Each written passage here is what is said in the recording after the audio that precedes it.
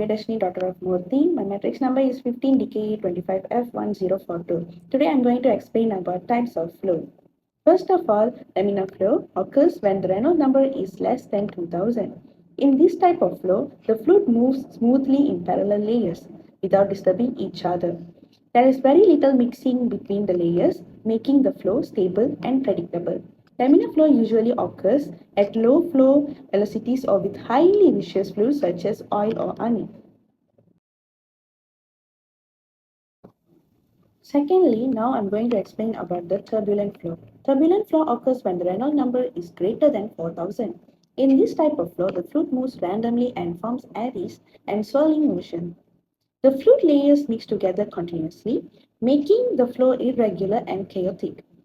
Turbulent flow usually occurs at high flow velocities and is commonly found in rivers, large pipelines, and engineering applications. My name is Diviyadarshini, daughter of Murti. My matrix number is 15DKA25F1042.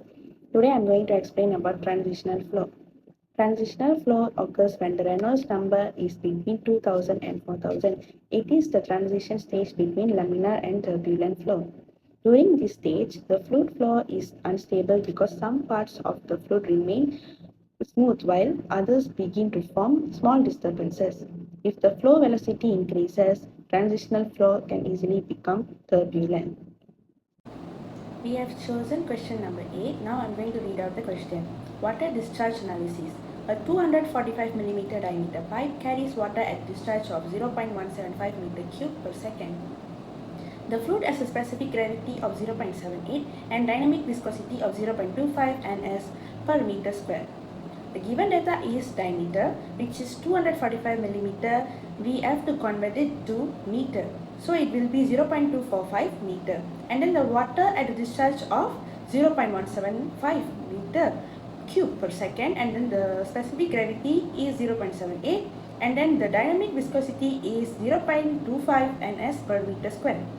First of all, we have to determine the fluid velocity. So we have to find out the cross-sectional area. So we will use the formula A equals to pi diameter square per 4. And then we substitute the values. A equals to pi 0.245 square and then divided by 4. So the answer will be A equals to 0.04714 meter square. And then we can calculate the velocity. To calculate the velocity, we use the formula V equals to Q over A. So now we have the value of Q and A. So we substitute the value into the formula. V equals to 0.175 divided by 0.04714.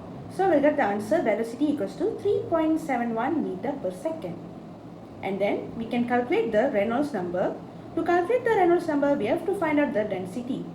So we will use the formula density equals to specific gravity times with 1000. So density equals to 0.78 times with 1000 and then density equals to 780 kg per meter. After we got the values, we can substitute into the Reynolds number formula. Re equals to density times with velocity and then times with diameter and divided by dynamic viscosity. So Re equals to 780 times with 3.71 times with 0.245 and then divide by 0.25. Re equals to 708.98 divided by 0.25. The final answer will be Re equals to 2835.92. So we have to round off the number. Re equals to 2836.